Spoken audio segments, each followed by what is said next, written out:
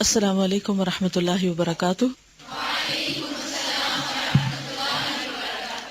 کیا حال ہے سب کا؟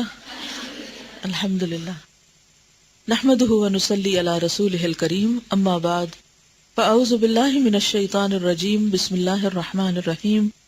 رب اشرح لی صدری ویسر لی امری واحلل عقدۃ من لسانی یفقہوا قولی۔ سورۃ الفاتحہ کا وظیفہ جاری ہے کہ بھول گئے؟ الحمدللہ۔ اور کوئی چیز شیئر کرنا چاہیں؟ جی آپ فرمائیں۔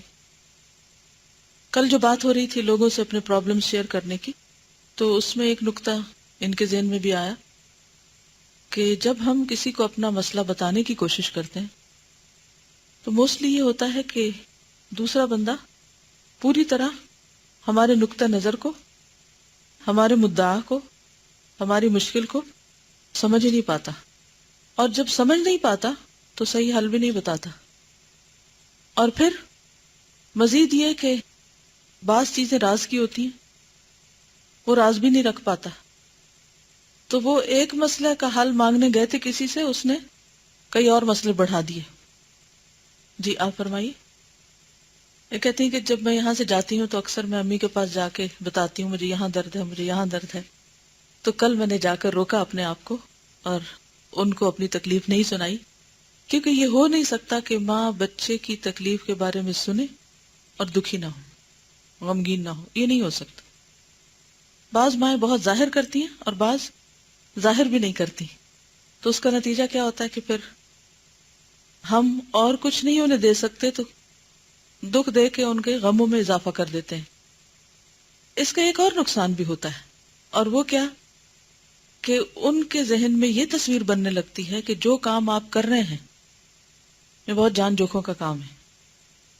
قرآن پڑھنا اور سیکھنا اور یہ کورس جو ہے یہ بڑا مشکل ہے، لہذا کبھی تو یہ مشورہ دینے لگتے ہیں کہ اب اس کو بس کرو، یا پھر یہ کہ اس کے بعد مزید کچھ نہیں کر سکتے، اور اس طرح ہم اپنے ہی ہاتھوں اگائی ہوئی فصل یا اپنے ہی بوئے ہوئے جو کانٹے ہیں ان کو پھر بھگتتے ہیں، آئندہ کے دروازے بند کر دیتے ہیں۔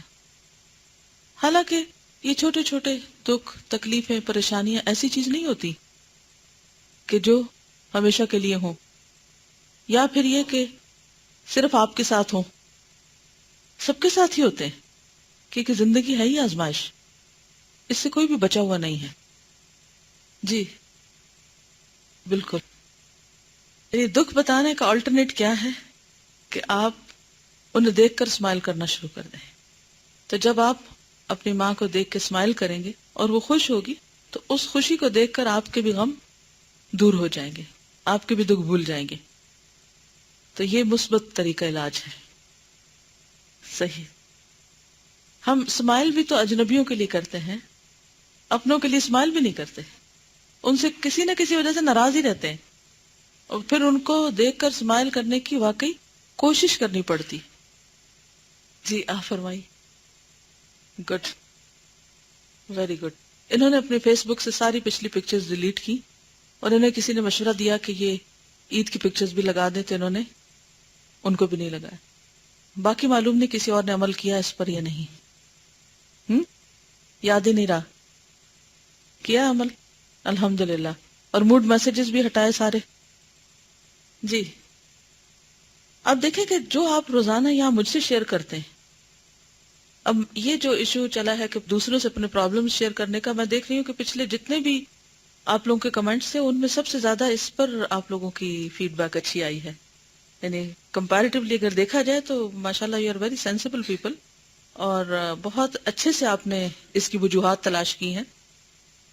تو آپ اس پر ایک چھوٹا سا رائٹ اپ لکھ سکتے ہیں کہ اپنے پرابلم جو ہے وہ لوگوں کے ساتھ شیئر کرنے میں کیا مشکلات آتی ہیں، اور اگر آپ اللہ کے ساتھ شیئر کرتے ہیں تو یہ سنت انبیاء بھی ہے، حضرت یعقوب نے ایسا کیا، اور پھر یہ کہ اس کے فائدے کیا ہیں جب آپ اللہ کے ساتھ شیئر کرتے ہیں۔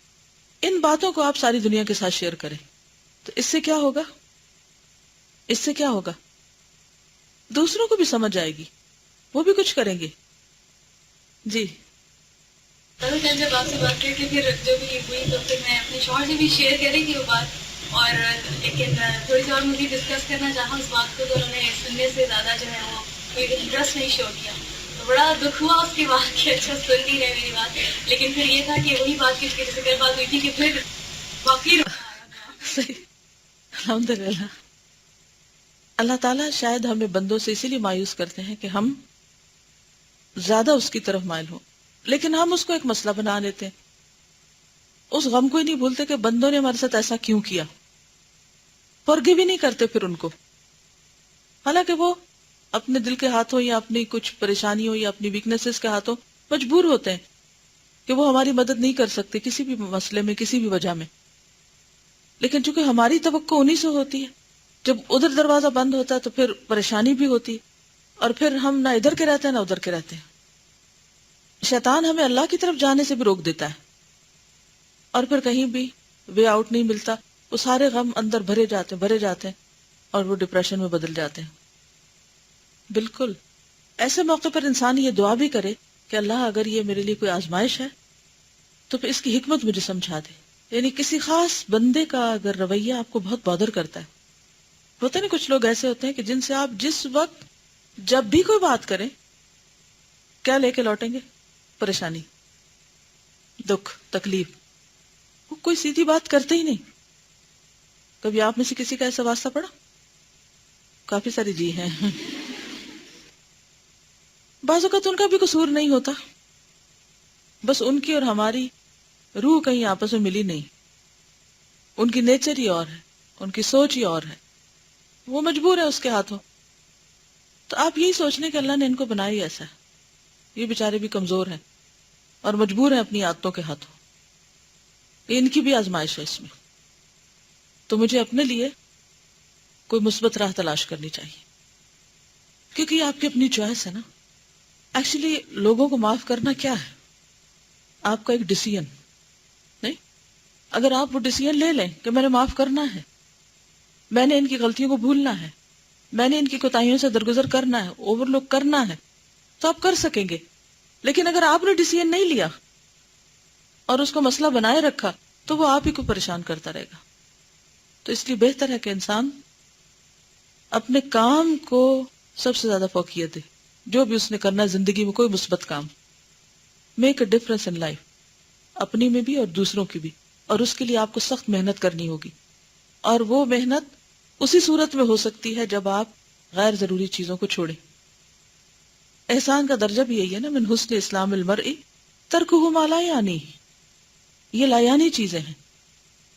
نبی صلی اللہ علیہ وسلم نے جن چیزوں سے پناہ مانگی اس میں اللہم انی اعوذ بک من الہم والحزن والعجز والکسل والجبن والبخل وغلبۃ الدین وقہر الرجال. اس میں آپ دیکھیے کہ ہم کیا ہے؟ فکر، افکار، حزن، غم، دکھی رہنا، ہرٹ رہنا، والعجز، عاجزی، بے بسی، الکسل، سستی. یہ بیماریاں انسان کو لگ جائیں تو کسی کام کا رہ سکتا ہے. لیکن موسٹلی ہم انہیں بیماریوں کے شکار ہوتے ہیں، یا ہمارے ذہن میں کوئی مستقبل کے ہموم اور افکار اور پریشانیاں اور خوف، اور یہ سب شیطان کی طرف سے ہوتا ہے. الشیطان یعدکم الفقر. کوئی مشکل، کوئی تکلیف ہمیشہ کے لیے نہیں ہوتی. ہر تکلیف چلی جاتی، ہر غم چلا جاتا ہے، کوئی جلدی چلا جاتا ہے، کوئی دیر سے چلا جاتا ہے. لیکن ہم اسی گھن چکر میں پڑے رہتے ہیں، اور پھر اس کے نتیجے میں کیا ہوتا ہے؟ ہم اپنے آپ کو سیلف پٹی کا شکار ہوتے ہیں. عاجز، مسکین، بے بس. جو ہمیں اللہ نے صلاحیتیں دی، قوتیں دی، ہمیں وہ بھی نظر نہیں آتی اس دھند میں. اتنا غم چھایا رہتا ہے ہمارے اوپر. نتیجہ کیا ہوتا ہے؟ سست ہو جاتے ہیں. کس چیز میں سستی؟ کس میں؟ عمل کی رفتار میں، مقصد سے دوری. تو بے حد ضروری ہے کہ خصوصی طور پر جب آپ دعا مانگیں تو شعور سے یہ دعا مانگے کہ اللہ ان چیزوں سے مجھے نجات دے، ان بیماریوں سے چھٹکارا ہو تاکہ میں کچھ کر سکوں. جی بالکل. جی ہاں، اس میں کہتی ہے کہ ایک دعا یہ بھی کہ اللہ تعالیٰ اپنی اطاعت میں ہماری خوشی رکھ دے. اور یہ بہت کام کی بات ہے. اگر آپ یہ سوچیں، میں فجر کی نماز آج پڑھنے لگی تو میں نے ذرا لمبی سورت شروع کر دی، تو مجھے ایک لمحے کے لیے گھبراہٹ سی ہوئی کہ یہ تو بڑا ٹائم لگ جائے گا.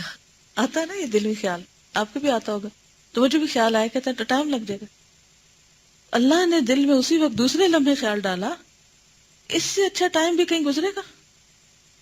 اس سے بہتر کون سا عمل ہو سکتا ہے جو میں کروں گی کہ میں قیام میں اپنے رب کے حضور کھڑے ہو کر قرآن کا کچھ حصہ پڑھوں؟ لیکن آپ ضرور دیکھیں گے، نوٹ کریں گے کہ جب کبھی آپ لمبی سیرت یا لمبی قرات خود یا کوئی امام شروع کرے تو ایک دم بے چینی سے شروع ہو جاتی ہے، پھر چاہے ہم کنٹرول کر، لیکن ضرور وہ کیفیت آتی ہے ایک لمحے کے لیے کہ یہ کیا. اور یقین کرے جس وقت میں نے یہ ڈیسیژن لیا نا کہ اس سے اچھا تو کوئی کام ہی نہیں دنیا میں، یہ نماز سب سے پسندیدہ عمل ہے نا اللہ کے نزدیک. اور نماز میں بھی پسندیدہ کیا ہے؟ لمبا قیام. تو لمبا قیام کیسے ہوگا؟ چپ کر کے تو کھڑے ہونے سے نہیں ہوگا، کچھ پڑھنا ہی ہوگا نا وہاں، جب ہی لمبا ہوگا. اور جب پڑھنے لگتے ہیں تو گھبراہٹ طاری ہو جاتی کہ کب ختم ہوگا. بالکل بچہ بن جاتے ہیں ہم، جیسے بچے بھی سپارے ور کے پلٹتے رہتے ہیں، ایسے کتنا باقی رہ گیا، کتنا باقی رہ گیا. تو اس لیے بے حد ضروری ہے کہ ہم جو بھی اللہ کی رضا کا یا اطاعت کا یا فرما برداری کا کوئی بھی کام کر رہے ہوں تو اس وقت ہم کیا کریں؟ اپنے آپ کو یہ سمجھائیں کہ اس وقت نہ تو میرا وقت ضائع ہو رہا ہے اور نہ ہی میں کوئی غلط کام کر رہی ہوں اور نہ ہی اس میں کسی قسم کا بھی کوئی نقصان نہیں کر رہی اپنا. یہ سراسر فائدے کا کام ہے جس وقت میں کر رہی ہوں. تو آپ دیکھیں گے آپ کو عبادت میں یا کوئی بھی نیک کام کرنے میں دل جمعی ہو جائے گی.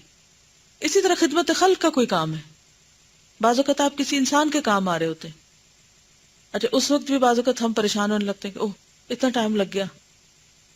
مثلاً آپ کسی کی عیادت کے لیے گئے، کوئی بیمار ہے، یا کسی کے وفات پر آپ گئے، تعزیت کا موقع ہے، یا اسی طرح کوئی شخص کسی مدد کا محتاج ہے، آپ اس کی مدد کرنے لگے. اب اس وقت بھی شیطان کیا کرتا ہے؟ دل میں گھبراہٹ ڈال دیتا ہے کہ تمہارے اپنے بھی تو اتنے کام رہتے ہیں اور ایسا بھی ہے اور ویسا بھی ہے، یہ کام کیسے ہوگا، وہ کیسے ہوگا. تو پھر کیا سوچنا چاہیے؟ یہ سوچنا چاہیے کہ جو کام میں کر رہی ہوں کیا یہ واقعی فائدے کا ہے؟ اپنے آپ کو یا کسی کی ذات کو اگر آپ فائدہ پہنچا رہے ہیں خالص اللہ کے لیے، کسی کے بھی کسی طرح کام آ رہے ہیں، تو اس کے لیے کیا حکم ہے کہ جو شخص کسی مصیبت زدہ کی مدد میں ہوتا ہے اللہ اس کی مدد میں ہوتا ہے جب تک وہ کسی کی مدد میں ہوتا ہے. آپ کسی کے کام آئیں گے، اللہ آپ کے کام سنوارے گا.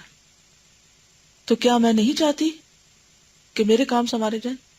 میں نہیں چاہتی کہ مجھے اللہ کی مدد اور تائید حاصل ہو؟ تو پھر مجھے پریشانی کس بات کی؟ اس ایک اچھے اور نیک کام سے مجھے گھبراہٹ کیوں ہے؟ جلدی کس بات کی؟ جلد بازی بھی کس کی طرف سے ہوتی؟ شیطان کی طرف سے ہوتی. لیکن آپ نے دیکھا ہوگا کہ بعض کام ایسے ہوتے ہیں جن کا کوئی فائدہ نہیں ہوتا، وین ٹاکس. اس وقت کبھی بھی شیطان نہیں گھبراہٹ ڈالتا اندر کہ تمہارا وقت جا رہا ہے. اس طرف اللہ کی تائید ہوتی ہے کہ اس وقت آپ کو احساس ہو جائے کہ ان باتوں سے کیا حاصل، کس کی تقدیر سنورے گی، کس کو فائدہ پہنچے گا. اس کے ذریعے میں اپنی ذاتی زندگی میں، اپنے گھر کے اندر، اپنے معاشرے کے اندر کیا مثبت رول پلے کر سکتی. اگر کچھ بھی نہیں تو یقیناً آپ اپنا نقصان کر رہے ہیں. جی آپ فرمائیے. بعض اوقات ہم کسی کا کام کرنے کی کوشش کرتے ہیں اور ہمیں سمجھ آنے لگتا ہے کہ دوسرا شخص ہمیں یوز کر رہا ہے یا دھوکہ دے رہا ہے، تو بھی آپ کا کوئی نقصان نہیں. اگر آپ نے اللہ کے لیے کوئی کام کیا کسی کے لیے بھی تو اجر اس سے تو نہیں لینا، ہمیں جس سے لینا ہے وہ دیکھ رہا ہے، وہ ہماری نیک نیتی کو بھی دیکھ رہا ہے اور وہ دوسرے کی بدنیتی کو بھی دیکھ رہا ہے. کیا وہ فیصلہ کرنے والا نہیں، احکم الحاکمین نہیں ہے نا؟ پھر فکر کی کیا ضرورت ہے؟ وہ نبٹ لے گا. کبھی کوئی آپ کو ستائے نا تو آپ ہمیشہ کہا کریں کہ میں تو اس سے نہیں نبٹ سکتی، وہ ہے نبٹنے والا، یہ اس کا کام ہے، وہ کرے گا، اور مجھے اس وقت کیا کرنا ہے جو میرا کام ہے، جو میری ذمہ داری. آپ کچھ کہنا چاہیے؟ کہیے. میرے ساتھ کافی مہینوں سے ایک مسئلہ ہے جو مجھے بہت ڈسٹرب کرتا ہے، اور یہاں تک میں کہتی ہوں کہ نہ میری دعا میں کوئی مجھے مزہ آتا ہے، نہ نماز میں اتنی منٹ ہوتی ہے. پھر میں یہ کہتی ہوں نا کہ جو قرآن کی صورت ہے جس میں آتا ہے فَإِنَّ مَعَ الْعُسْرِ يُسْرًا، تو بعض میں ذہن میں یہی لاتی ہوں کہ اللہ تعالیٰ بے شک یہ چیز مجھے تو تنگ کر رہی ہے، لیکن تیرا ہی وعدہ ہے کہ تنگی میں آسانی ہے. میں بالکل ہے، تنگی کے ساتھ آسانی ہے. یہ اللہ تعالیٰ نے تکرار کے ساتھ فرمایا ہے، ان مع العسر یسرا. ٹھیک ہے، فإن مع العسر یسرا. اب اگر ہمیں تنگی کے ساتھ وہ آسانی نظر نہیں آ رہی جو اس کے ساتھ یقینی طور پر ہے، تو یہ ہماری عقل کا قصور ہے. اللہ کی بات جھوٹی نہیں ہے. جب کبھی آپ کو کوئی تکلیف، کوئی تنگی، کوئی پریشانی پریشان کرنے لگے تو فوراً مثبت طریقے سے سوچیں کہ اس کے ساتھ آسانی بھی ہے، اور غور کریں تو اللہ سبحانہ وتعالیٰ آپ کو دکھا بھی دے گا.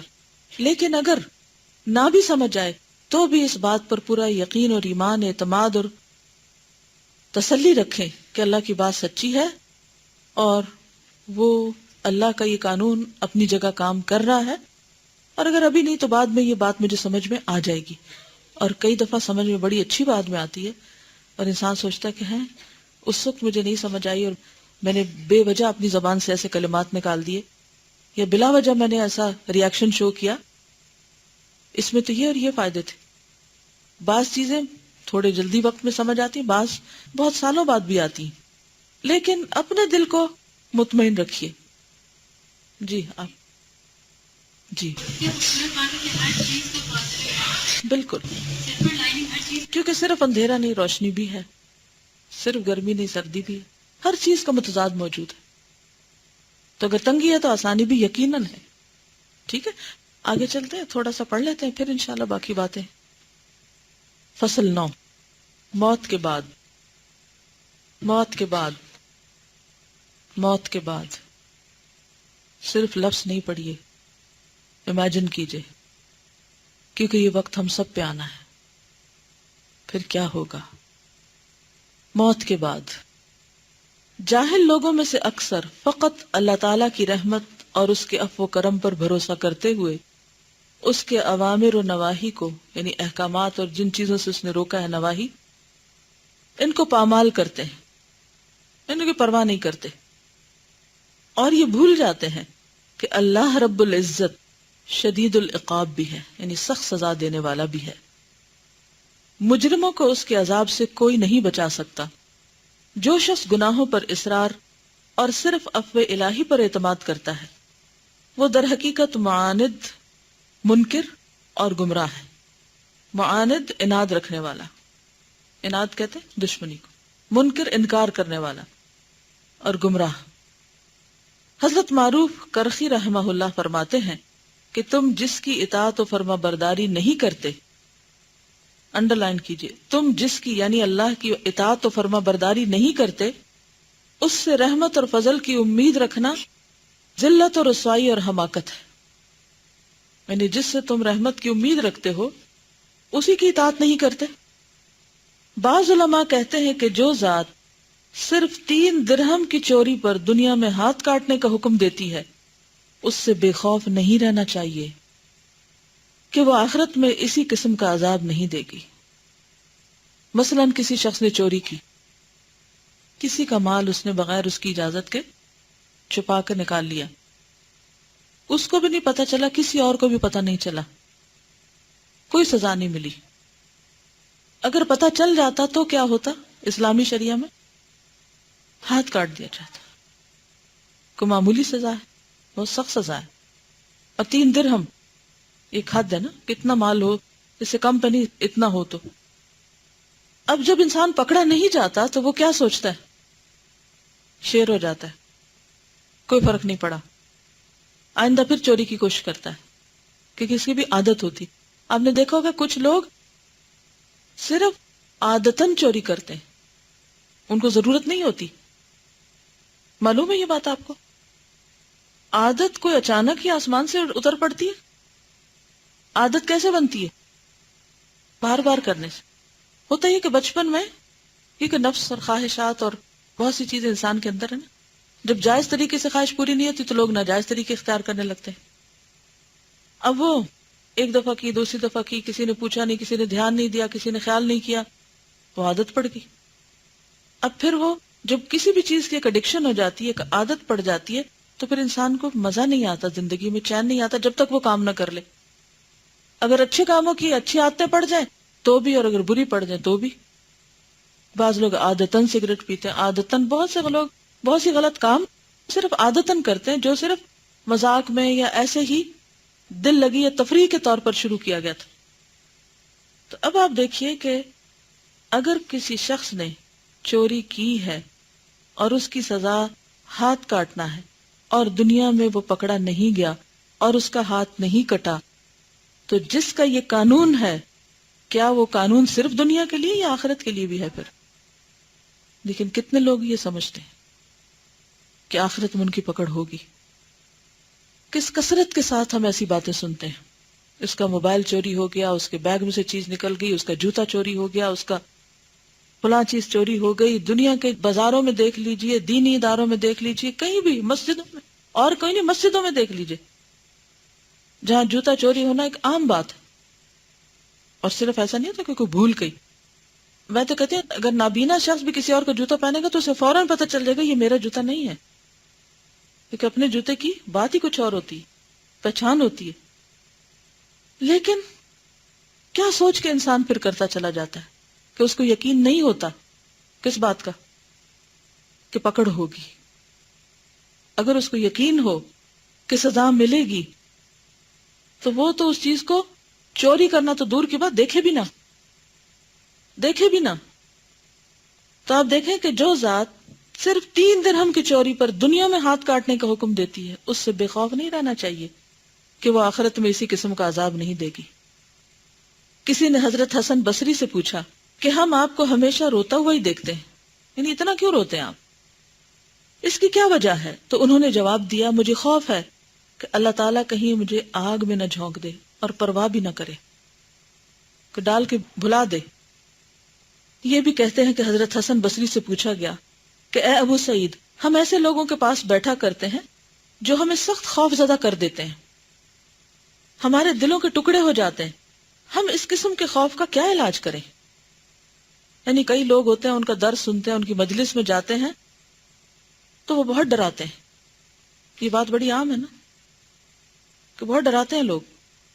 انہوں نے جواب دیا، تمہارا ان لوگوں کے پاس بیٹھنا بہت ہی اچھا ہے جو تمہیں ڈرا ڈرا کر امن اور راحت کی جگہ پہنچا دے، ان لوگوں کے مقابلے میں جو تمہیں امن اور سلامتی کی باتیں سنا سنا کر خوف اور ہلاکت کی منزل کو لے جائیں. یعنی ایسا شخص جو آپ کو ڈرا کر آخرت کے عذاب سے بچنے کی آپ کے اندر ایک طلب پیدا کر دے، اس کے پاس بیٹھنا اور دنیا میں ڈرنا زیادہ بہتر ہے بنسبت اس کے کہ آپ کسی ایسے بندے کے پاس بیٹھے اور وہ کہے سب خیر ہے، کوئی فرق نہیں پڑتا، اللہ تعالیٰ بہت غفور رحیم ہے، کہیں پوچھ نہیں ہوگی، کوئی پکڑ نہیں ہوگی. اور پھر جب انسان مرے تو اس کی آنکھیں کھل جائیں کہ میں کس بھول میں تھا، کہ میں کس دھوکے میں تھا، یہ ہوا کیا میرے ساتھ. لیکن ہم میں سے کتنے لوگ یہ بات سمجھتے ہیں، اور کتنے لوگ ایسی مجلسوں میں جانا پسند کرتے نہیں کرتے. وہ کہتے نہیں بھی ہمیں بڑا ڈر لگتا ہے، ہم نے نہیں جانا یہ قرآن کلاس میں اور درس میں اور کسی ایسی مجلس میں، یہ بہت ڈراتے ہیں. تو نہ ڈرے، پھر کیا ہوگا؟ کیا خطرہ ٹل جائے گا؟ وہ تو اپنی جگہ ہے ہی. پیغمبر علیہ السلام کو بشیر کے ساتھ کیا کہا گیا ہے؟ نذیر، خوشخبری دینے والا اور ڈرانے والا. قرآن میں بار بار پیغمبروں سے کہا گیا کہ آپ اپنی قوموں کو ڈرائیں. تو ڈرانا تو لازم ہے، ڈرائیں گے نہیں تو بے خوفی انسان کو غافل کر دے گی. صحیح بخاری اور صحیح مسلم میں حضرت اسامہ بن زید سے مروی ہے کہ رسول اللہ صلی اللہ علیہ وسلم نے فرمایا، قیامت کے دن ایک آدمی کو بلایا جائے گا اور اسے آگ میں جھونک دیا جائے گا، اس کی آنتیں الٹ پلٹ ہو جائیں گی. اسمال انٹسٹائن ہوتی ہے نا، اگر آپ نے دیکھی ہو تو کتنی وہ گجلک ہوتی ہے، تو وہ الٹ پلٹ ہو جائیں گی، اس کو مکس اپ ہو جائیں گی، اپنی جگہ پہ نہیں رہیں گی. اور آپ کو پتہ ہے کہ کس قدر تکلیف دہ عمل ہے آنتوں کا اپنی جگہ سے الٹ پلٹ ہو جانا، ڈسپلیس ہو جانا. اور وہ جہنم میں اس طرح گھومتا پھرے گا جس طرح چکی کے گرد گدھا گھوما کرتا ہے. یہ دیکھ کر جہنمی لوگ اس کے ارد گرد جمع ہو جائیں گے اور پوچھیں گے، اے شخص، یہ مصیبت تجھ پر کیوں آئی؟ تو ہمیں نیکی اور بھلائی کا حکم دیا کرتا تھا، برائیوں سے ہمیں روکتا تھا۔ وہ جواب دے گا، میں اوروں کو نیکی اور بھلائی کا حکم ضرور دیتا تھا لیکن خود اس پر عمل پیرا نہیں تھا۔ اوروں کو اچھے اچھے مشورے دیتا تھا، بڑی نصیحتیں کرتا تھا لیکن خود کچھ بھی نہیں کرتا تھا۔ لوگوں کو برائیوں سے روکتا تھا مگر خود باز نہ آتا تھا۔ یہ متفق علیہ روایت ہے اور اس میں کوئی شک نہیں، اور اس میں ہم سب کے لیے جو دین کی باتیں کرتے ہیں، جو دین پڑھتے اور پڑھاتے ہیں، ان سب کے لیے ایک بہت بڑا سبق ہے۔ بعض لوگ تو اس حدیث کا مطلب کیا لیتے ہیں کہ اب کسی کو کچھ بتانے کی ضرورت نہیں، کیونکہ بتا کر اتنی سزا ملے گی تو پھر کیا فائدہ۔ یہ حدیث اس لیے نہیں بیان ہوئی کہ انسان جو کام کر رہا ہے اس کو چھوڑ دے، یہ کس لیے بیان ہوئی ہے کہ اس کے مطابق اپنا عمل درست کیا جائے، اپنی اصلاح کی جائے۔ حضرت امام احمد بن حنبل حضرت ابو رافع سے روایت کرتے ہیں کہ ایک مرتبہ رسول اللہ صلی اللہ علیہ وسلم بقیع سے گزرے تو فرمایا، افسوس تجھ پر۔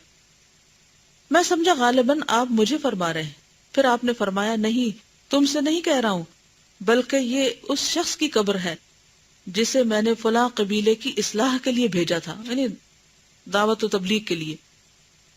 اس نے غنیمت کے مال میں سے ایک کمبل اٹھا لیا تھا، اس نے غنیمت کے مال میں سے ایک کمبل اٹھا لیا تھا اور اس وقت اسے اسی کمبل کے برابر آگ کی چادر پہنائی گئی ہے۔ عام طور پر ایسا ہوتا ہے نا، جب آپ درس و تدریس کا کام کرتے ہیں تو لوگ وہاں ایسے منصوبے بنانے لگتے ہیں، چلو ڈونیشن اکٹھی کرتے ہیں، پھر ہم اس سے فلاں کام کرتے ہیں، فلاں کام کرتے ہیں۔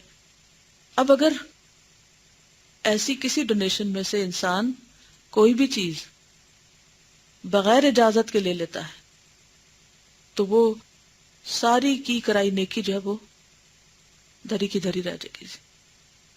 وہ شخص اپنا گھر بار چھوڑ کے گیا تبلیغ کرنے، اور صرف ایک چادر، کیا ہوتی ہے ایک چادر، اس کے بغیر بھی گزارا ہو سکتا ہے، وہ بغیر اجازت کے لے لی۔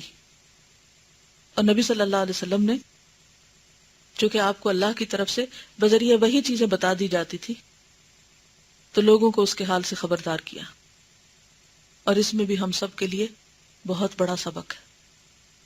بہت سے لوگ، جیسے دفتر کی چیزیں ہوتی ہیں نا، وہ دفتر کے استعمال کے لیے ہوتی ہیں، ہمارے ذاتی استعمال کے لیے نہیں ہوتی، تو بہت سے لوگ اس میں فرق ہی نہیں کرتے۔ اسٹیشنری لی کسی اس کام کے لیے اور لے گئے گھر، اور گھر بھی جا کے کوئی اس بچے کو بانٹ دی، کوئی اس بچے کو دے دی، تم عیش کرو اس سے۔ تو یہ چھوٹی چھوٹی چیزیں جو ہیں، آج آپ دیکھیں کہ ہماری قوم کی سب سے بڑی مشکل کیا ہے، قومی خزانے کے ساتھ کیا ہو رہا ہے، وہ مال غنیمتی کی طرح ہے نا۔ ہمارا کوئی بھی منصوبہ کیوں نہیں کامیاب ہوتا، کوئی سڑک بنتی ہے، کوئی کارخانہ لگتا ہے، کوئی چیز بھی، کیوں اس میں بے برکتی ہو جاتی، یا بہت سے مسائل حل کیوں نہیں ہو پاتے، کہ اوپر سے نیچے تک رشوت کا بازار گرم ہے، اور اس میں اب تو کوئی شرم و حیا ہی نہیں رہی، الحل اعلان غلط کام کرتے اور سب نے اپنے اپنے حصے بانٹے ہوتے، اور اس کی وجہ سے آپ دیکھیں کہ کتنے لوگ سفر کرتے، مثلا ایک سڑک ہی ہے، اگر صحیح نہیں بنی پھر کیا ہوتا ہے، اس میں کھڈے پڑ جاتے ہیں، جتنی گاڑیاں گزرتی ہیں، جتنے لوگ اس کھڈے میں پڑتے ہیں، جتنے لوگوں کی پسلیاں ہلتی ہیں، ان سب کے منہ سے کیا نکلتا ہے، دعائیں نکلتی، اور ان کو جو دکھ پہنچتا ہے اس کا ذمہ دار کون ہے، جس نے یہ دھوکہ بازی کی۔ لیکن یہاں تک تو عقل اور شعور کام ہی نہیں کرتے کہ اگر ہم نے لوگوں کو تکلیف پہنچائی تو جواباً اس کا خمیازہ بھی بھگتنا پڑے گا۔ یہ بے حسی کیوں طاری ہے قوم پر، یہ شعور کیوں نہیں جاگتا، احساس ہی نہیں کہ جو کچھ ہم کر رہے ہیں اس پہ پوچھ ہوگی، اس پہ پکڑ ہوگی۔ مسند احمد میں حضرت انس سے مروی ہے کہ رسول اللہ صلی اللہ علیہ وسلم نے فرمایا کہ معراج کی شب مجھے ایسے لوگوں پر سے گزارا گیا جن کے لب ہونٹ آگ کی کینچیوں سے کاٹے جا رہے تھے۔ میں نے فرشتوں سے پوچھا، یہ کون لوگ ہیں؟ فرشتوں نے کہا، یہ آپ کی امت کے خطیب اور واعظ ہیں، دوسروں کو نیک کاموں کا حکم دیتے تھے اور خود عمل نہیں کرتے تھے۔ افسوس یہ لوگ اتنی بھی سمجھ نہیں رکھتے تھے۔ یعنی ایک متضاد رویہ ہے نا یہ. اسی مسند میں حضرت انس سے مروی ہے کہ رسول اللہ صلی اللہ علیہ وسلم نے فرمایا مجھے جب معراج کرائی گئی تو اس وقت میں نے ایسے لوگ دیکھے جن کی انگلیوں پر تانبے کے بڑے بڑے ناخن لگے ہوئے تھے، جسے کئی لوگ مصنوعی ناخن لگا لیتے ہیں نا اور اس کے اوپر پینٹ وینٹ کر لیتے ہیں، تو اسی طرح ان کے ہاتھوں پر پیتل کے ناخن لگے ہوئے تھے جن سے وہ اپنے چہرے، گال اور سینے نوچ رہے تھے اور کھرچ رہے تھے. میں نے حضرت جبریل سے پوچھا یہ کون لوگ ہیں؟ انہوں نے کہا یہ وہ لوگ ہیں جو لوگوں کا گوشت کھایا کرتے تھے، یعنی غیبت کیا کرتے تھے اور ان کی بے آبروئی کرتے تھے. تو آج یہ اپنے منہ سے گوشت اتار کر اپنے آپ کو بے آبرو کر رہے ہیں. مسند احمد بن حنبل ہی میں حضرت انس سے مروی ہے کہ حضرت صلی اللہ علیہ وسلم اکثر اوقات یہ دعا پڑھا کرتے تھے، یا مقلب القلوب والابصار ثبت قلبی علی دینک. احمد بن حنبل، اے دلوں اور آنکھوں کے لوٹ پھیر کرنے والے، میرے قلب کو تو اپنے دین پر قائم رکھ.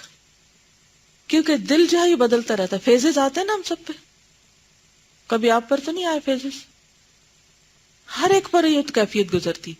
کبھی دل کے اندر بہت ایمان ہوتا ہے، بہت عمل کو دل چاہتا ہے، اور کبھی عجیب سی سستی اور گھبراہٹ اور بے دلی اور ایک پھیکی سی عبادت ہونے لگتی. پھر اپنے آپ کو کوشش کر کے، محنت کر کے، دعائیں مانگ کے واپس اس پہ لانا پڑتا ہے کہ نہیں یہ تو ٹھیک نہیں، کیونکہ ہر شخص کو پتا چل جاتا ہے جو میں غلط کام کر رہا ہوں. چونکہ قلب تو ہے ہی لوٹ پوٹ ہونے والی چیز، الٹ پلٹ ہونے والی چیز، ایک حالت میں رہ سکتا ہی نہیں. آپ یہاں اس کمرے میں بیٹھے نا اس وقت، تو دل کی حالت اور ہے. یہاں سے ذرا قدم باہر رکھیں، پھر بتائیں مجھے کہ دل کی حالت کیا ہے. اندر اور باہر میں فرق ہو جاتا ہے، صبح اور شام میں فرق ہو جاتا ہے، دنوں میں فرق ہو جاتا ہے. قرآن پڑھتے رہتے ہیں جب تک تو حال اور ہوتا ہے، جو ہی قرآن چھٹتا ہے تو ایک دم دل کی حالت اور ہونے لگتی. اور ویسے بھی دل ہمارے اللہ کے ہاتھ میں ہے. اگر اللہ تعالیٰ ناراض ہو جائے تو دلوں کو کدھر سے کدھر موڑ سکتا ہے. تو اے دلوں کو پھیرنے والے، اے دلوں اور نگاہوں کو، کیونکہ ایک اور روایت میں صرف دلوں کا ذکر ہے، تو میرے دل کو اپنے دین پہ قائم رکھ، کہ اگر ادھر ادھر ہو بھی تو واپس دین پر ہی آ جائے اور خاتمہ ایمان پر ہی ہو. ہم نے عرض کیا یا رسول اللہ، آپ صلی اللہ علیہ وسلم پر ایمان لے آئے اور جو کچھ آپ نے ہمیں لا کر دیا اس پر بھی ایمان لائے، کیا پھر بھی ہمارے لیے اس کا خوف و خطر ہے؟ یعنی ہم آپ پر ایمان رکھتے ہیں، کیا پھر بھی ہمیں خطرہ ہے؟ آپ نے فرمایا انسانوں کے دل اللہ تعالیٰ کی 2 انگلیوں میں ہے، جدھر چاہے پھیر دے. اچھا، اس حدیث سے بھی لوگ کہتے ہیں پھر ہمارا کیا قصور، اللہ نہیں پھیر دیا. کیا اللہ بندوں کا دشمن ہے؟ وہ کس کا پھیرے گا؟ جو اس سے محبت کرے گا اس کا دل پھیر دے گا؟ نہیں، وہ نہیں پھیرتا اس طرح. یہ ہمارے اندر ہی گڑبڑ ہوتی ہے، ہماری کوئی غلطی ہوتی ہے، ہماری کوئی کوتاہی ہوتی ہے، ہم سے کوئی گناہ یا قصور سرزد ہوتا ہے کہ اس کے نتیجے میں دل دین سے، نیکی کے کاموں سے دور ہونے لگتا ہے. تو جب کبھی ایسی کیفیت آئے کہ دل نیکی سے اچاٹ ہونے لگے تو فوراً استغفار کریں، فوراً آیت کریمہ پڑھیں، فوراً اللہ سے دعا کریں، فوراً نیکی کی کسی مجلس میں جا بیٹھیں، فوراً کسی ایسے شخص سے ملاقات کریں کہ جس سے مل کر آپ کا ایمان بڑھے. کیونکہ ہر شخص کو پتہ تو چلتا ہے کہ اب میری کیفیت کیا ہو رہی ہے. بلکہ دن بھر جائزہ لیتے رہیں آف اینڈ آن. جیسے ہم بخار ہو تو اپنے آپ کو چیک کرتے رہتے ہیں نا، اچھا اب کتنا بخار ہے، اب کتنا بخار ہے. جن لوگوں کو بی پی کی مرض ہوتی ہے وہ بھی صبح شام اپنا مانیٹر کرتے رہتے ہیں. تو جو بیماریاں جسمانی طور پہ ہلاکت خیز ہیں، اگر ہم ان کی مانیٹرنگ کرتے ہیں تو کیا ضروری نہیں کہ ہم اپنے دلوں کو بھی مانیٹر کرتے رہیں کہ گراف نیچے جا رہا ہے یا اوپر جا رہا ہے، کیفیت کیا ہے، اور اس دعا کو پڑھتے رہیں. اسی مسند احمد میں حضرت انس سے مروی ہے کہ رسول اللہ صلی اللہ علیہ وسلم نے ایک مرتبہ حضرت جبریل سے پوچھا کیا وجہ ہے جو میں نے کبھی حضرت میکائیل کو ہنستے ہوئے نہیں دیکھا؟ حضرت جبریل نے فرمایا کہ جب سے جہنم پیدا کی گئی ہے وہ کبھی نہیں ہنسے.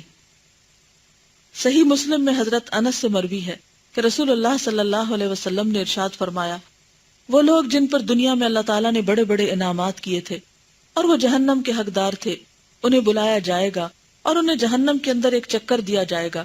پھر ان سے پوچھا جائے گا اے آدم کے بیٹو، تم نے کوئی خیر اور بہتری اور کوئی نعمت آج تک دیکھی ہے؟ وہ جواب دیں گے اے پروردگار قسم تیری ذات کی ہم نے کبھی کوئی نعمت نہیں دیکھی۔ اس کے بعد ان جنتیوں کو لایا جائے گا جو دنیا میں سب سے زیادہ نامراد تھے اور تکالیف میں دن گزارتے تھے، انہیں جنت میں ایک چکر دیا جائے گا، پھر پوچھا جائے گا اے آدم کے بیٹو کیا تم نے کبھی کوئی تکلیف اٹھائی ہے؟ وہ جواب دیں گے پروردگار ہم پر نہ کوئی مصیبت آئی ہے اور نہ کبھی ہم نے تکلیف دیکھی۔ تو دنیا کی تکلیفیں آخرت کی تکلیف کے مقابلے میں کوئی حقیقت نہیں رکھتی، اور دنیا کی خوشیاں، دنیا کی رونقیں، دنیا کی زینتیں آخرت کی زینت اور آخرت کی خوبصورتی اور حسن کے مقابلے میں کوئی حقیقت نہیں رکھتی۔ لیکن پھر بھی ہم کس قدر ناسمجھ ہیں کہ دنیا کی چیزوں کے پیچھے بھاگتے ہی چلے جاتے ہیں اور آخرت کی خوشیوں کو فراموش کیے ہوئے ہوتے ہیں۔ ہمیں دین کی طرف آنے سے کون سی چیز روکتی ہے؟ کبھی سوچا؟ خواہشات نفس، کہ ان کو پورا کرنے کا وقت نہیں ملتا۔ تو نتیجہ کیا ہوتا ہے؟ پھر دین سے دوری ہوتے ہوتے آخرت کا نقصان کر بیٹھتے ہیں۔ اسی مسند میں حضرت براء بن عازب سے مروی ہے کہ ایک مرتبہ ہم رسول اللہ صلی اللہ علیہ وسلم کے ہمراہ ایک انصاری کے جنازے میں شریک ہوئے، ابھی اسے قبر میں اتارا نہیں تھا کہ آپ وہاں ایک جگہ بیٹھ گئے۔ ہم لوگوں نے آپ کے ارد گرد حلقہ بنا لیا، یعنی سرکل میں بیٹھ گئے۔ ایک مسنون طریقہ ہے بیٹھنے کا، خصوصاً سیکھنے کا۔ سرکل میں بیٹھنے سے فائدہ یہ ہوتا ہے کہ ایک دوسرے کی طرف پشت نہیں ہوتی اور سب لوگ ایک دوسرے کو دیکھ سکتے ہیں۔ کمیونیکیشن کا بیسٹ طریقہ ہے۔ اور یوں مؤدب اور خاموش ہو کر بیٹھ گئے گویا ہمارے سروں پہ پرندے بیٹھے ہیں۔ آپ کے دست مبارک میں ایک پتلی سی لکڑی تھی جس سے آپ زمین کو ریت رہے تھے۔ ہوتا ہے نا بعض اوقات ایسے آپ سوچ میں پڑے ہو تو آپ کے ہاتھ میں جیسے پین ہوتا ہے، پھر آپ کیا کرتے ہیں؟ اس سے کیا کرتے رہتے ہیں؟ کاغذ کو ریتتے رہتے ہیں، ہے نا، ایسے ایسے ایسے ایسے بغیر کچھ۔ تو نبی صلی اللہ علیہ وسلم کے ہاتھ میں کیا تھی؟ پتلی سی لکڑی تھی، تو آپ اس سے کیا کر رہے تھے؟ زمین کو رید رہے تھے۔ ایسا انسان کب کرتا ہے؟ جب گہری سوچ میں ہوتا ہے یا ذہنی طور پر ڈسٹرب ہوتا ہے۔ یکا یک آپ نے سر مبارک اونچا کیا اور فرمایا استعیذوا باللہ من عذاب القبر، لوگو بارگاہ الہی میں قبر کے عذاب سے پناہ مانگو۔ دیکھیے نبی صلی اللہ علیہ وسلم کی حکمت کہ کس موقع پر کہاں کیا تعلیم دے رہے ہیں، جبکہ فضا پوری طرح ہموار ہے، ماحول پوری طرح سیٹ ہے، تیار ہے۔ یہ کلمات زبان مبارک سے 2 یا 3 بار نکلے، پھر ارشاد فرمایا بندہ جب دنیا سے رشتہ توڑتا ہے اور آخرت کی طرف جانے لگتا ہے تو آسمان سے ایسے فرشتے اترتے ہیں جن کے چہرے نورانی اور روشن ہوتے ہیں، گویا سورج چمک رہا، ان کے پاس جنت کا کفن اور جنت کی خوشبو ہوتی ہے، اور مردے کی نگاہوں کے سامنے فاصلے پر بیٹھ جاتے ہیں، یعنی تھوڑی دور۔ اس کے بعد موت کا فرشتہ آتا ہے، ملک الموت، اس کے سرہانے بیٹھ جاتا ہے اور کہتا ہے اے نفس مطمئنہ، خدا کی مغفرت اور رضامندی کی طرف نکل چل۔ چنانچہ اس کی جان اس طرح نکلتی ہے جس طرح مشکیزے سے پانی، مشکیزہ کیا ہوتا ہے؟ واٹر بیگ جو ہوتا ہے، لیدر کا جو بنا ہوتا ہے، یا دودھ کا قطرہ ٹپک جاتا ہے۔ کبھی آپ ہاٹ واٹر کے لیے بوٹل پانی ڈالتے ہیں، سمجھے کہ یہ چھوٹا سا مشکیزہ ہی ہے، جب آپ اس کو الٹا کرتے ہیں تو کیا ہوتا ہے؟ آخری قطرہ بھی اس سے ٹپک جاتا ہے۔ تو مومن کی جان اسی طرح نکل جاتی ہے، ملک الموت اسے اٹھا لیتا ہے۔ کس کو؟ روح کو۔ اسی وقت فرشتے دوڑ پڑتے ہیں، وہ ایک لمحہ بھی اسے ملک الموت کے پاس نہیں رہنے دیتے اور اسے جنت سے لایا ہوا کفن پہنا دیتے۔ مجھے بالکل ایسے ہی یاد آ رہا ہے جیسے ڈیلیوری کا سین ہو۔ آپ نے کبھی شاید پتہ نہیں موقع ملا ہے یا نہیں، جیسے بچہ پیدا ہوتا ہے نا، تو اس وقت کیا ہوتا ہے؟ ڈاکٹر، نرسز سارے آس پاس کھڑے ہوتے ہیں، پھر ہیڈ ڈاکٹر جو ہوتا ہے اسے پکڑ لیتا ہے، پھر فوراً نرسز وغیرہ بچے کو اس سے لے لیتے ہیں اور اسے لے جاتے ہیں جہاں اس کا اسٹریچر ہوتا ہے، اور وہاں اسے فوراً ریپ کر دیا جاتا ہے۔ پھر تو بالکل اسی طرح جان جب نکل رہی ہوتی ہے آہستہ آہستہ آہستہ آہستہ، حتیٰ کہ آخر میں ایک دم نکل آتی ہے، اور جو ہی نکلتی ہے دوسرے فرشتے آگے آ جاتے ہیں اور وہ کفن پہناتے ہیں اور لے جاتے ہیں۔ جو نیک بندہ ہوتا ہے اس کا کفن خوشبودار ہوتا ہے، یعنی جس طرح جسم کو کفن میں لپیٹا جاتا ہے اسی طرح روح کو بھی کفن میں لپیٹ کے اوپر لے جایا جاتا ہے۔ جنت کی خوشبو مشک سے بھی زیادہ، یعنی مسک جس کو آپ کہتے ہیں نا، اس سے بھی زیادہ بہتر ہوتی ہے. وہ اسے لگا دیتے ہیں، پھر اسے آسمان کی طرف لے جاتے ہیں. جہاں جہاں سے وہ گزرتے ہیں فرشتے دریافت کرتے ہیں کہ کون بہترین روح ہے، یہ کون بہترین روح ہے، یعنی کون ہے، کون گزرا ہے. بالکل ایسے جیسے آپ کے پاس سے اگر کوئی خوشبو کا جھونکا تو آپ کہتے ہیں یہ پتہ نہیں کون، کیا چیز ہے، کہاں سے خوشبو آئی. یعنی وہ خوشبو جو ہے وہ دوسروں کو اپنی طرف متوجہ کر لیتی. فرشتے کہتے ہیں فلاں بن فلاں، اور دنیا میں جو اس کا بہترین نام تھا وہ بتلاتے ہیں. فرشتے اسے لے کر دنیا کے آسمان تک لے جاتے ہیں. تب آسمان کے دروازے اس کے لیے کھول دیے جاتے ہیں. ہر آسمان کے فرشتے اس کی مطابقت کے لیے، یعنی اس کو فالو کرنے کے لیے اوپر کے آسمان حتیٰ کہ 7ویں آسمان تک لے جاتے ہیں. جیسے جنازے میں لوگ شریک ہوتے جاتے ہیں نا، اب تو لوگ گاڑیوں میں لے جاتے ہیں میت کو، پہلے ایسا ہوتا تھا کہ لوگ پیدل زیادہ تر لے کے جاتے تھے جب قریب قریب قبرستان ہوتے تھے. تو اچھا اس میں کیا ہوتا تھا کہ بہت سے لوگ راستے میں شریک ہوتے جاتے تھے. تو بالکل اسی طرح جب نیک روح اوپر جا رہی ہوتی ہے تو ہر آسمان سے مزید فرشتے ساتھ لگ جاتے ہیں، 7ویں آسمان تک لے جاتے ہیں. پھر اللہ تعالیٰ فرماتا ہے میرے اس بندے کا نام دفتر علیین میں لکھ دو اور اسے زمین پر واپس بھیج دو. یعنی حاضری لگ گئی اس کی، اب اسے واپس بھیجو، کیونکہ میں نے اسے زمین سے پیدا کیا ہے اور اسی کی طرف میں اسے لوٹاؤں گا اور اسی سے اسے دوبارہ اٹھاؤں گا. رسول اللہ صلی اللہ علیہ وسلم نے فرمایا کہ اس کی روح واپس لوٹائی جاتی ہے. وہ فرشتے اس کے پاس آتے ہیں، اسے بٹھا دیتے ہیں. یعنی پھر جب میت قبر میں چلی جاتی ہے تو روح قبر میں آ کے جسم سے ملتی ہے اور فرشتے میت کو اٹھا کے بٹھا دیتے ہیں اور پوچھتے ہیں تیرا رب کون ہے؟ وہ جواب دیتا ہے میرا رب پروردگار عالم ہے، رب العالمین. پھر پوچھتے ہیں تیرا دین کیا ہے؟ وہ جواب دیتا ہے میرا دین اسلام ہے. پھر پوچھتے ہیں کون سے پیغمبر تمہاری طرف بھیجے گئے تھے؟ جواب میں کہتا ہے کہ محمد رسول اللہ صلی اللہ علیہ وسلم ہماری طرف بھیجے گئے تھے. پھر پوچھتے ہیں تمہارے پاس کون سا علم ہے؟ وہ جواب دیتا ہے کہ میں نے قرآن مجید پڑھا ہے، اس پر ایمان لایا ہوں اور اس کی تصدیق کی ہے. اس وقت آسمان سے ندا آئے گی میرا بندہ سچ کہتا ہے، اس کے لیے جنت کا فرش بچھا دو، اسے جنت کا لباس پہنا دو اور جنت کے دروازے اس پر کھول دو. اس کے بعد جنت کی خوشگوار ہوائیں اور خوشبوئیں اس کے پاس آنے لگیں گی اور اس کی قبر اس کی حد نظر تک وسیع کر دی جائے گی. اس کے بعد ایک خوبصورت حسین آدمی اس کے پاس آئے گا جس کا لباس نہایت خوبصورت اور خوشبو سے مہک رہا ہوگا. وہ اس کے سامنے آ کر کھڑا ہو جائے گا اور کہے گا کہ میں تجھے مسرت و آرام کی خوشخبری سناتا ہوں، اسی دن کا تجھ سے وعدہ کیا گیا تھا. وہ پوچھے گا تم کون ہو؟ تمہارے چہرے سے خیر و برکت ٹپک رہی ہے. وہ جواب دے گا میں تیرا نیک عمل ہوں.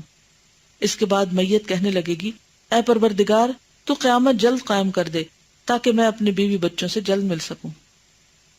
تو آپ دیکھیں کہ اس کا عمل اس کو کمپنی دے گا. ایک اور روایت میں قرآن کے بارے میں بھی آتا ہے جب غلط کام کر رہے ہو نا تو ضرور اپنے آپ سے پوچھے کہ جو میں یہ کر رہی ہوں اسی کو ساتھ لے کے قبر میں جاؤں گی. اگر یہ اچھا ہے تو اچھی شکل میں سامنے آئے گا، اور اگر برائیاں اچھائیوں پہ بھاری ہو گئی تو اچھائیاں تو ایک طرف ہو جائیں گی کیونکہ کمزور ہوں گی نا، کمزوروں کو پیچھے کر دیا جاتا ہے، اور برائی جو ہے وہ اپنے پورے بلوم فل فلیج وہ سامنے آ جائے گی. اس کے بعد رسول اللہ صلی اللہ علیہ وسلم نے فرمایا جب کافر مر جاتا ہے اور آخرت کی طرف جاتا ہے تو اس کے پاس سیاہ فام 2 فرشتے آتے ہیں کالے، جن کے جسم پر سیاہ غلیظ کمبل ہوتے ہیں گندے. وہ اس کی نگاہوں کے سامنے فاصلے پر بیٹھ جاتے ہیں. ملک الموت بھی آ کر اس کے سرہانے بیٹھ جاتا ہے اور اسے کہتا ہے کہ اے خبیث روح چل، اللہ تعالیٰ کی خفگی اور اس کے غضب کی طرف چل. یہ سن کر اس کی روح جسم کے اندر ادھر ادھر بھاگنے لگتی، قابو نہیں آتی، لیکن فرشتہ اسے اس طرح پکڑتا ہے اور بھیجتا ہے جس طرح قصاب چھریوں سے گوشت کاٹتا ہے. وہ دور بیٹھے ہوئے فرشتے پھر آ کر اس روح کو اپنے قابو میں کر لیتے ہیں، اسے لمحے بھر کی بھی مہلت نہیں دیتے، اسے ایک سیاہ بدبودار کمبل پہنا دیتے ہیں. اس کی بدبو مردار جانور سے بدتر ہوتی ہے. کبھی مرے ہوئے کتے کے پاس سے گزرے، کسی بھی جانور کے پاس کیسی اسمیل ہوتی ہے، بہت ہی خراب. یہ فرشتے اس روح کو لے کر اوپر کی طرف جاتے ہیں، جہاں جہاں سے یہ فرشتے اسے لے کر گزرتے ہیں دوسرے فرشتے ان سے دریافت کرتے ہیں یہ کس کی خبیث روح ہے جو اس قدر خراب بدبو آ رہی ہے۔ فرشتے اس کا برے سے برا نام لے کر کہتے ہیں فلاں بن فلاں۔ اس کے بعد آسمان کے دروازے کھولنے کی درخواست کرتے ہیں، لیکن وہ اس کے لیے نہیں کھولے جاتے۔ اس موقع پر آپ صلی اللہ علیہ وسلم نے یہ آیت تلاوت فرمائی، لا تفتح لهم ابواب السماء ولا يدخلون الجنة حتى يلج الجمل في سم الخياط، سورۃ الاعراف۔ نہ تو ان کے لیے آسمان کے دروازے کھولے جائیں گے اور نہ وہ جنت ہی میں داخل ہونے پائیں گے یہاں تک کہ سوئی کے ناکے سے اونٹ گزر جائے، اور وہ گزر سکتا ہی نہیں، تو وہ بھی جنت میں جا سکتے ہی نہیں۔ پھر اللہ تعالیٰ حکم دے گا کہ اس کا نام دفتر سجین میں سب سے نیچے کی زمین میں لکھ دو، تب اس روح کو وہیں سے نیچے پھینک دیا جائے گا۔ یہاں حضرت صلی اللہ علیہ وسلم نے یہ آیت تلاوت فرمائی، وَمَن يُشْرِكْ بِاللَّهِ فَكَأَنَّمَا خَرَّ مِنَ السَّمَاءِ فَتَخْطَفُهُ الطَّيْرُ أَوْ تَهْوِي بِهِ الرِّيحُ فِي مَكَانٍ سَحِيقٍ، سورۃ الحج 31۔ اور جس نے کسی کو اللہ تعالیٰ کا شریک گردانا تو اس کا حال ایسا ہے جیسے وہ آسمان سے گر پڑا، پھر اس کو راہ میں سے شکاری پرندے اچک کر لے جائیں، اس کو ہوا کسی دور جگہ لے جا کر ڈال دے۔ یعنی اس کی روح کو جب پٹخا کے پھینکا جاتا ہے تو اس کے چیتھڑے اڑ جاتے ہیں۔ اس کے بعد روح اس کے جسم میں لوٹا دی جائے گی۔ دو فرشتے اس کے پاس آ کر پوچھیں گے تمہارا رب کون ہے؟ وہ گھبراہٹ کے مارے ہاں ہاں کرے گا اور کہے گا کہ مجھے نہیں معلوم۔ پھر پوچھیں گے تمہارا دین کیا ہے؟ اس کا بھی وہ یہی جواب دے گا۔ اس کے بعد اس سے پوچھیں گے تمہارے پاس کون سے پیغمبر آئے تھے؟ اس کا بھی وہ یہی جواب دے گا۔